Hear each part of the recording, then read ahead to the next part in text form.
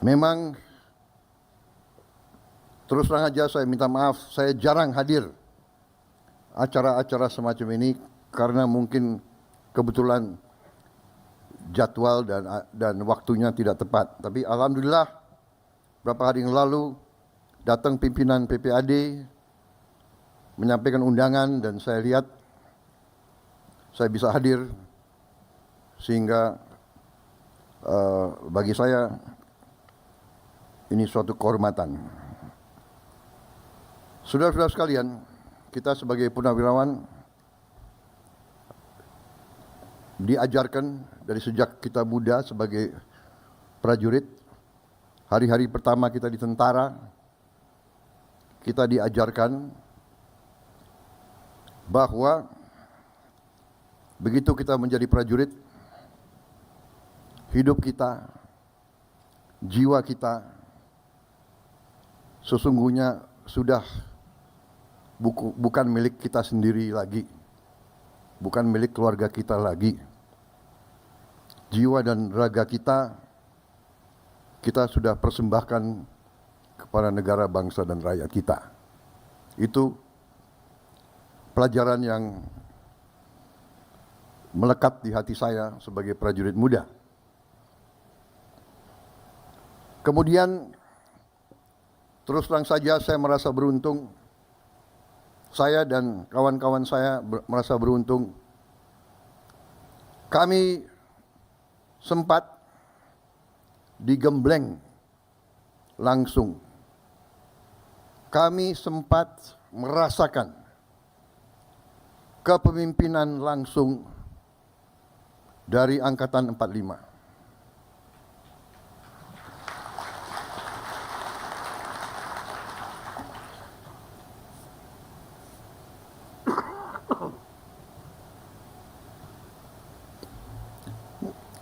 Angkatan 45 bukan saja dari tentara, bukan saja dari polisi, tapi harus dikatakan bahwa Angkatan 45 adalah generasi yang memimpin perebutan kemerdekaan kita. Mereka yang di kelompok bersenjata dan mereka yang tidak bersenjata tapi sama-sama berjuang. Angkatan ini memiliki ciri khas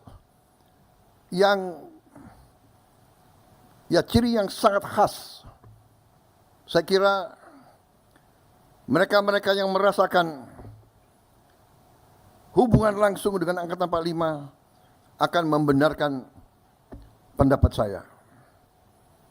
Banyak yang merasakan langsung, saya kira Pak Tri, Sri Sultan, ayahanda dari Sri Sultan, seorang pejuang, seorang jenderal TNI menghadapi Belanda di Yogyakarta. Banyak di antara kita pasti pernah mengalami itu.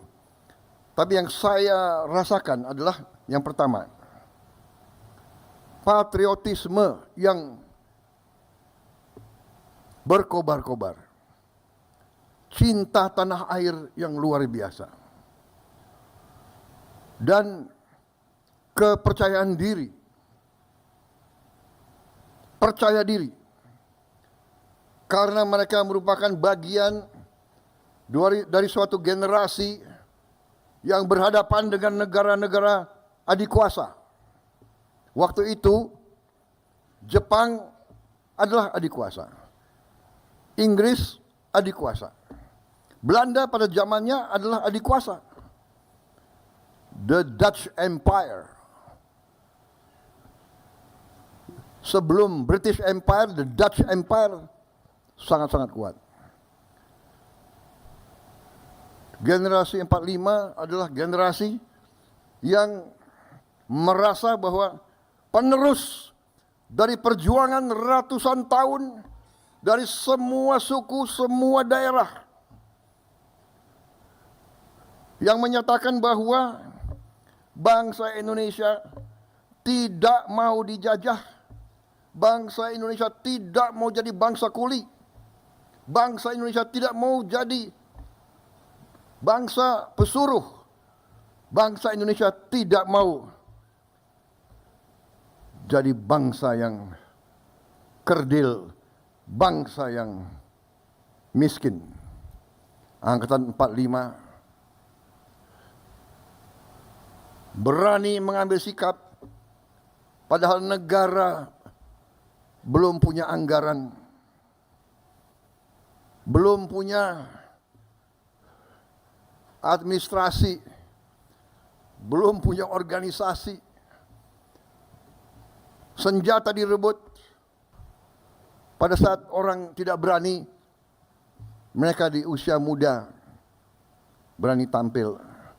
Panglima Besar Sudirman menjadi Panglima Besar pada usia 29 tahun.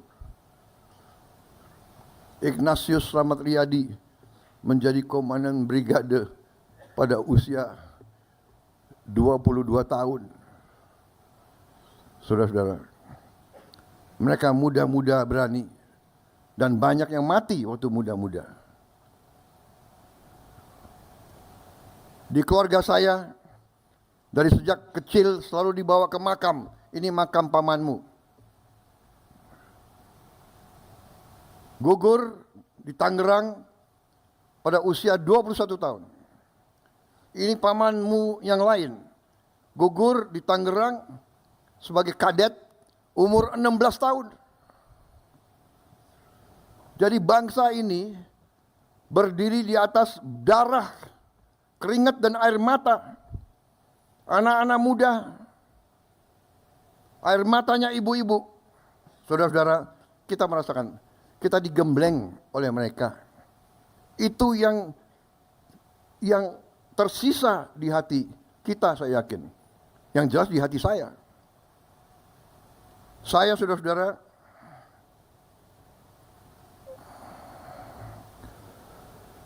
bersama saudara-saudara hampir semua, banyak senior saya di sini, guru-guru saya.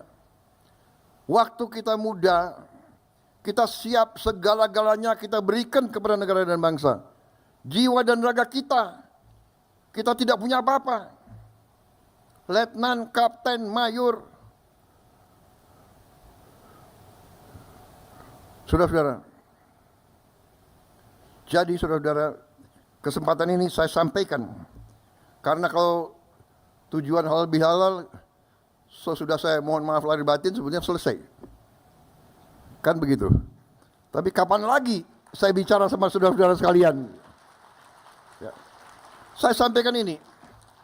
Karena sesudah kita berjuang, sesudah kita memberi semua masa muda kita kepada negara, kita lihat, loh, negara saya ini yang dibangun oleh darah, keringat, air mata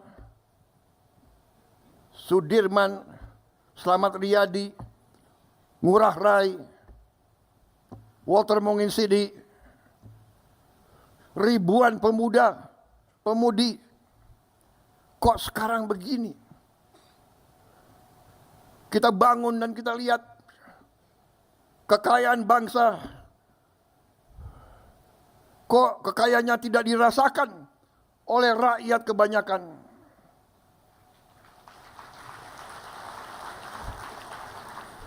Kok senior-senior saya banyak yang begitu pensiun, hidupnya susah, rumahnya masih kontrak. Panglima-panglima saya, jenderal-jenderal saya, komandan-komandan saya lihat there is something wrong. Kita lihat, kita mau take off, dihajar. Tiap kali kita mau maju, dihajar. Kerusuhan, perang saudara, pemberontakan, suku lawan suku, agama lawan agama, nggak jelas. Tapi kita sebagai jenderal, kita sebagai prajurit, kita lama-lama kita belajar. Oh, rupanya ini kita ini dari ratusan tahun di Veda et Impera, di Veda et Impera, di Veda et Impera, kita selalu dipecah belah, dan dipecah belah. Dan karena kita dipecah belah, tidak ada, maaf, harus saya katakan, terjadi suatu kelengahan di mana elit kita kadang-kadang lupa dengan rancang bangun perjuangan pendiri-pendiri bangsa kita. Saudara-saudara kita, saudara-saudara sekalian, suatu kehebatan Angkatan 45 yang kita akui. Bung Karno dan generasi-generasi itu memberi kepada kita Pancasila dan Undang-Undang Dasar 1945.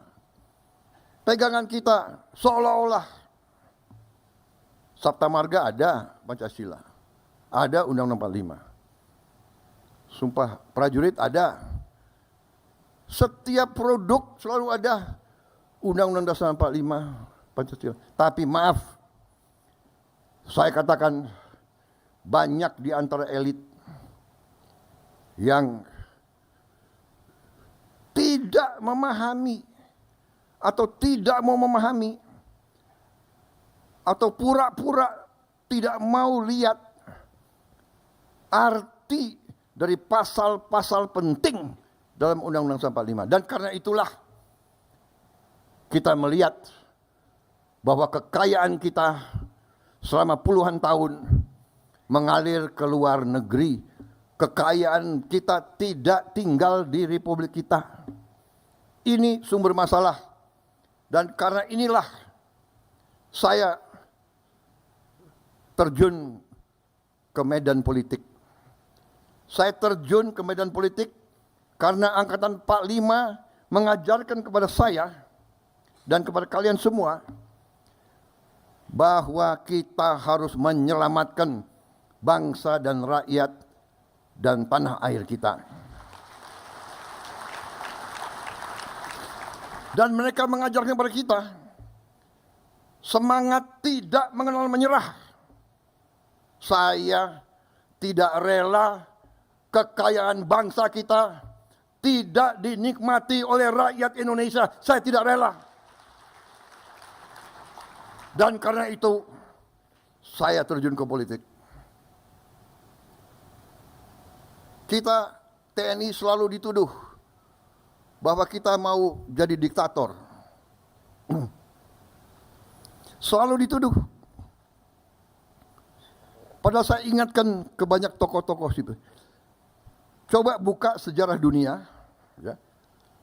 Tunjukkan contoh di mana ada sebuah tentara yang mundur dari politik, dari kekuasaan. Kita mundur dengan rela.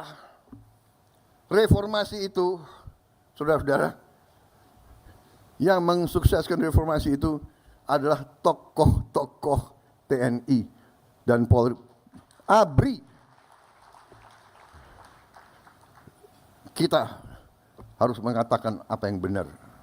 Dan maaf, sekarang kalau disurvei rakyat Indonesia, mana institusi yang paling Anda percaya? Tanya rakyat, yang teratas adalah TNI, tentara. Silakan. Bukan kita yang bikin survei. Ini survei internasional. Jadi saudara-saudara, yang ingin saya sampaikan, bahwa TNI karena sifatnya, karena semangatnya, karena kita diseleksi direkrut, yang masuk biasanya adalah mereka-mereka yang patriotik. Jadi, begitu pensiun, begitu kita keluar dari tentara, rasa cinta tanah air, rasa tanggung jawab, rasa ingin berbakti, rasa ingin menyelamatkan bangsa dan negara masih kuat. Dan karena itu senior-senior TNI ada yang terjun ke politik. Pak Edi Sudrajat, Pak Tri bikin partai. Pak SBY bikin partai.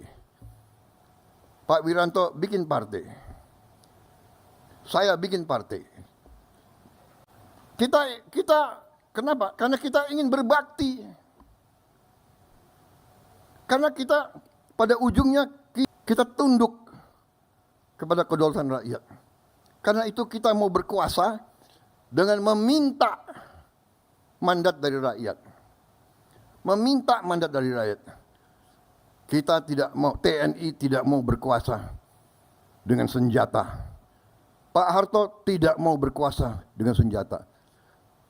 Beliau tampil karena ada vakum, karena ada krisis. Janganlah kita mau kutak-kutik kebenaran. Janganlah kita mau kutak-kutik sejarah.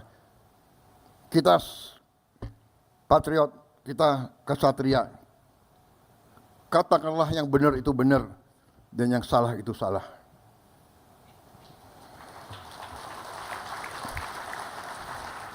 Semua pemimpin berjasa. Saya di sini, saya bisa maju, saya bisa punya keyakinan bahwa kita akan banyak hasil karena landasan yang dibangun oleh pendahulu-pendahulu sebelum saya. Kita harus akui itu. Enggak mungkin kita membangun dalam 5 tahun, dalam 10 tahun. Tidak ada negara yang dibangun dalam 10 tahun. Tapi apa yang dilahirkan oleh presiden-presiden kita, dan tidak hanya presiden, membangun bangsa itu tidak hanya 1-2 orang. Jadi saudara-saudara, apa yang saya ingin sampaikan? Saya ingin sampaikan bahwa kita sebagai punawirawan dari segi kedinasan benar kita sudah menyerahkan kepada generasi selanjutnya.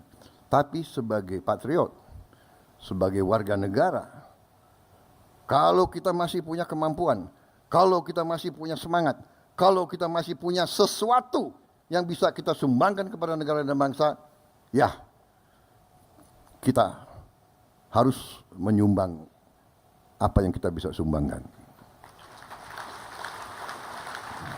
Karena itu saudara-saudara,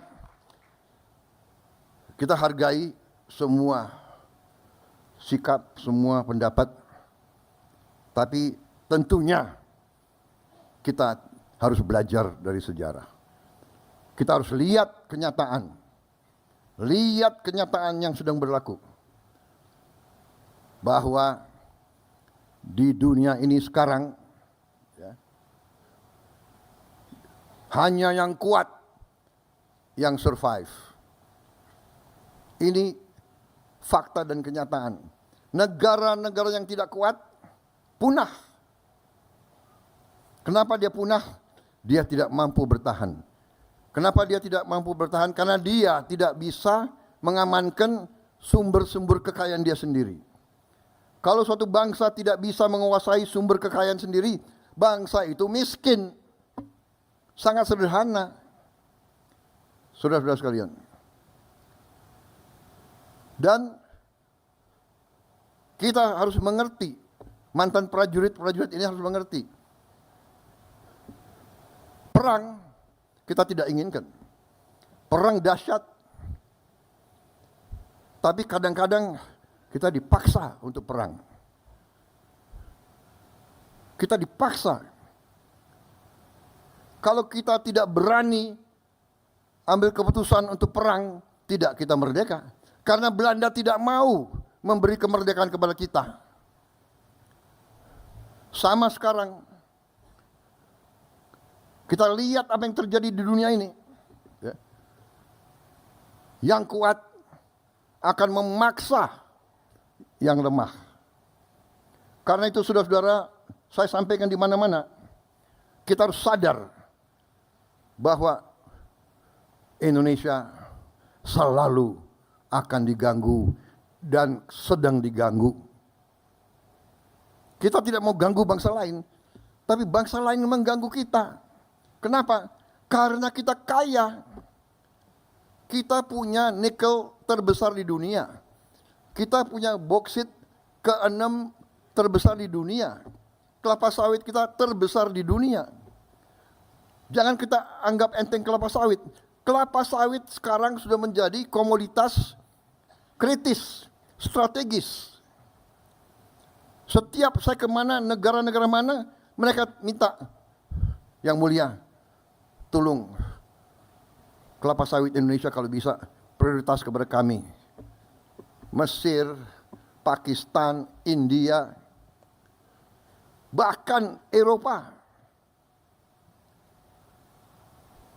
Ternyata dari kelapa sawit ada 65 atau 67 produk.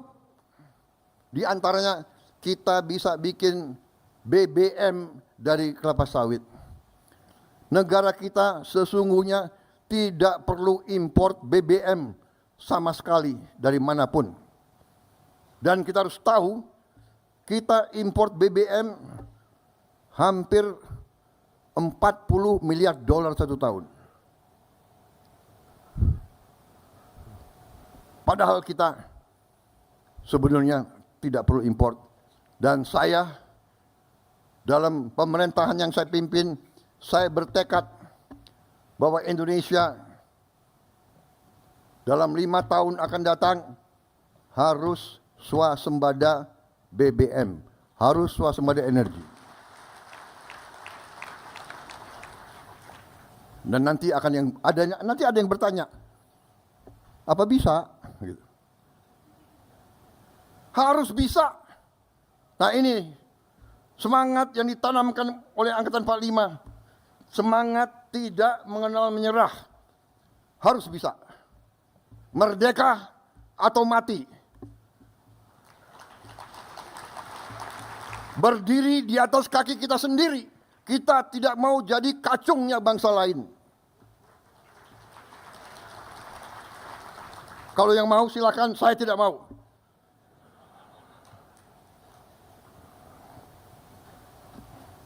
Ini salah pembina-pembina saya yang mendidik saya seperti ini. Salah Pak Tri, salah Pak Luhut, Pak Hendro, Pak Agum. Ini abang-abang yang beri contoh, yang menanamkan kepada kita semangat itu. Jadi kalau Prabowo sekarang seperti ini, jangan salahkan Prabowo, salahkan Pak Tri, Pak Hendro, Pak Luhut, Pak Wiranto. Iya kan? Loh ini bapak-bapak didik saya seperti ini, ya apa boleh buat. Saya tidak mau tunduk kepada bangsa manapun. Kekayaan Indonesia harus di tangan bangsa Indonesia. Dan Angkatan 45 telah memberi senjata pamungkas yang luar biasa, yaitu Undang-Undang Dasar 1945. Perlu saya tayangkan pasalnya? Baik, saya kira waktu sudah habis. Ya, sebelum saya diusir, saya tutup dengan satu slide. Saudara-saudara, salah satu program kita nanti adalah saya akan membangun minimal 100 sekolah berasrama. Sekolah berasrama ini biasanya di setiap negara sekolah berasrama itu adalah untuk yang terpinter. Itu tetap kita lakukan. tapi saya akan bangun minimal 100 tiap tahun sekolah berasrama untuk keluarga yang paling tidak mampu. Karena saya bertekad untuk memutus rantai kemiskinan. Kalau bapaknya pemulung, anaknya tidak boleh jadi pemulung. Kalau bapaknya tukang beca, anaknya tidak perlu harus jadi tukang pejak. Kalau bapaknya susah, tidak punya penghasilan yang cukup, anaknya tidak boleh terus. Untuk itu tidak ada jalan lain. Kita harus berani. Siapa berani menang. Berani benar berhasil.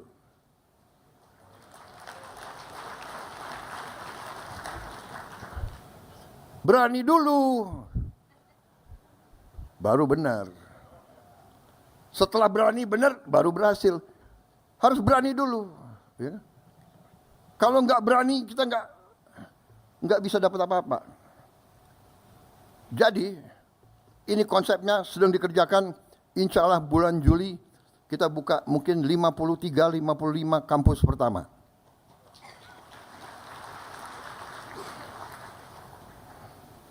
Nah, sekarang sudah mulai seleksi murid. Syaratnya harus dari keluarga yang benar-benar tidak mampu. Dan salah satu teknik mereka, Kementerian Sosial, PAN-RB dan Badan Pusat Statistik, BPS, karena mereka yang punya data, adalah mencek rumah tinggal keluarga tersebut. Saya minta ditayangkan ada berapa calon peserta. Bisa kelihatan? Jadi ini, saudara-saudara, kalau Anda perhatikan, ini profil calon yang akan masuk dari peserta didik.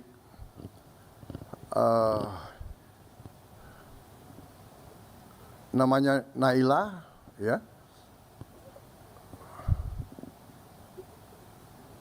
Orang tuanya penghasilannya kurang dari 1 juta, padahal jumlah tabungannya 5 orang. Itu rumahnya. Itu rumahnya di kanan.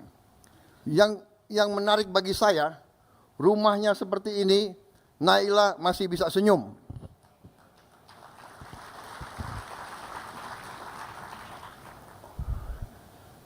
Saudara-saudara sekalian, rekan-rekan puna, ini perjuangan kita. Sisa hidup saya, perjuangan saya adalah untuk merubah nasib Naila di Indonesia. Kalau ada yang tanya apa mungkin? Harus mungkin, dan kita buktikan bahwa kita akan berusaha sekeras-kerasnya. Hanya dengan keberanian, hanya dengan tekad, hanya dengan keyakinan, dan hanya dengan tekad untuk memimpin suatu gerakan pemerintahan bersih, pemerintah yang anti korupsi, yang pemerintah yang bisa menyelamatkan kekayaan negara. Naila akan punya masa depan yang baik. Terima kasih. Wassalamualaikum warahmatullahi wabarakatuh. Semoga Yang Maha Besar, Yang Maha Kuasa senantiasa beserta kita dalam pengabdian kita yang terakhir. There are no, old soldiers never die. They just fade away. Tapi di Indonesia lain. Old soldiers never die and they never fade away. Until the Almighty God calls us. Kalau udah dipanggil apa boleh buat. Selama masih ada nafas di badan kita, diajarkan oleh senior-senior kita. Diajarkan oleh Patri. Berjuang sampai titik darah yang penghabisan. Selama masih ada hajat di kandung badan, merah putih di dada, tidak akan pernah berhenti berjuang. Terima kasih. Selesai. Semoga kita terus semangat. Terima kasih atas undangan ini. Mohon maaf kalau ada kata-kataku yang salah. Wartawan coba di-delete yang enggak benar. Yang baik tayangkan. Terima kasih. Selesai.